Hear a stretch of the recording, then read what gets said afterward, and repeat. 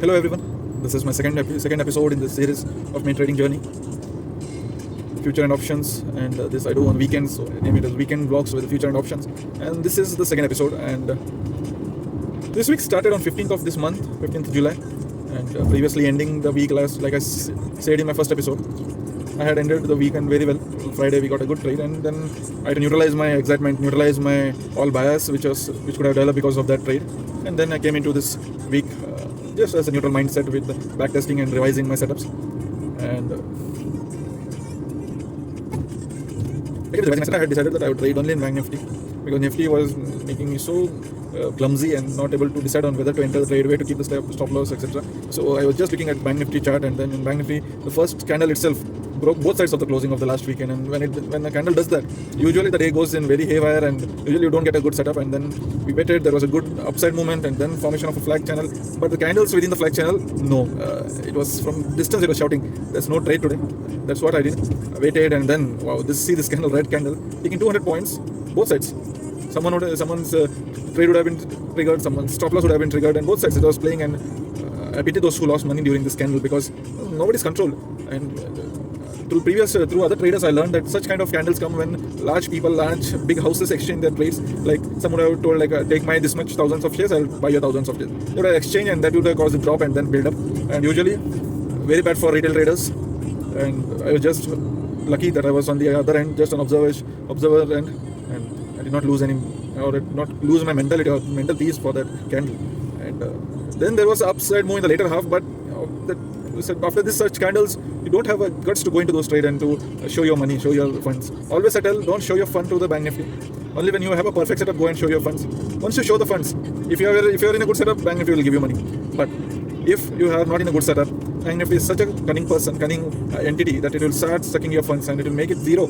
It has that much capacity that all your funds can be zeroed in one day. It might not double your fund, but making it nil, expert. And then first day ended up, and then again with same mentality of neutral mentality, I went into the second day, Tuesday. Same thing. Again drop, and then formation of all the small wick candles, which is too nauseating and omitting to see such charts. No crisp in that, no movement in that. And these are the days that you are born to witness how patient you are, or how impatient you are, or how lazy you are, or how anxious you are. Can you control yourself? Can you control your mind for not triggering or not jumping into the actions? Like, you should not predict the trades there. And that is what I did. I was not predicting, I just reacting to whatever the candles that it was giving. And then again, third day, Wednesday, there was no trade because of national holiday. And then on Thursdays, where there was Nifty and Bank Nifty expiring, there was a lot of movement. The movement volatility, you can say volatility, and this volatility affects if you are in a single long trade. But if you are a retail trader who trade for 5-10 minutes, 15 minutes max, you like this kind of volatility. And I kind of like the volatility, but I was just waiting for any one of the setup to trigger. And if any one of the backtested setup would have been triggered, I would have entered the trade. But again, this was the day of controlling yourself, not because certain candles, certain setups, you would feel like, oh, this I had backtested, but it was not conclusive. But now today it feels like I go into this trade and I enter, you show the fund, because your setup is not good, always Bank Nifty gonna eat your fund. And that was a fear, and that was the thing that I told myself not to go into those trades. And Thursday again, 0 day, 0 trades, 0 loss, 0 profit. Whenever you don't trade, it's always a perfect day. Because why you want to show your funds? When you have perfect setup, go with all the confidence. Even if you lose it, you lose with confidence. But when you don't have setup, even if you win, you don't win with confidence. That is the difference. And again, a little bit Thursday, I thought, like, if such a volatile movement if I'm missing something, if there are certain setups that I'm not able to see through it. And again, I backtested the whole day, Thursday evening. I sat myself 1 to 2 hours. I saw all the back charts on the previous days, previous years, and all. Certain setups I got, base formations, etc. Certain setups I learned. Friday, actually, I was not so much well controlled on myself, and I was telling to myself, Monday, Tuesday, Thursday, 3 days, and I'm not getting one trade, not even one setup of backtested got triggered. What is the issue? And then, like, when you go with this kind of thinking, then you start seeing certain trades. Even if there is no trades, you start seeing those trades. And this traffic jams on such a peaceful stretch, it created the break. Such a peaceful stretch it was.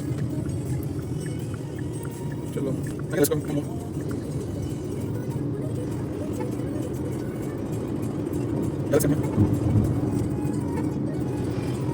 And Friday I was a little bit impatient because 3 days in a week I was not able to find any trades. That was a bad thinking. Whenever you tell yourself you are not able to find the trades, that is the that is a red flag that you should keep away yourself from the chart, from the trades, and not expose your funds, because you should not find your setups. The setups should be you should never find your setups. The setup should reveal itself and help you go into the trade so smoothly, so confidently, that you end up in a winning trade. And Friday somehow, like, again, little bit, this was after the Friday ended, I was able to reflect on my thinking, the way I thought the whole day. I was forcefully creating a channel there and see the movement of the candles within the channel. Very bad, very non-conclusive, and this would surely would have eaten up my funds, and then would have triggered my very bad mentality, where I would enter into multiple trades, revenge trades, and one after the other. Ultimately, at the end of the day, you would see 20,000-30,000 arams losing from your funds. And so finally, the whole week, it was just an observation, and the whole weekend is summed up in the title of this episode. See, we in this Bank Nifty who would trade on daily basis, what is our holding time? It's just in minutes, like 5 to 10 minutes, 15 minutes. We get our results within that. Some days it will run for 20 minutes, 25 minutes, 30 minutes, 1 hour maximum.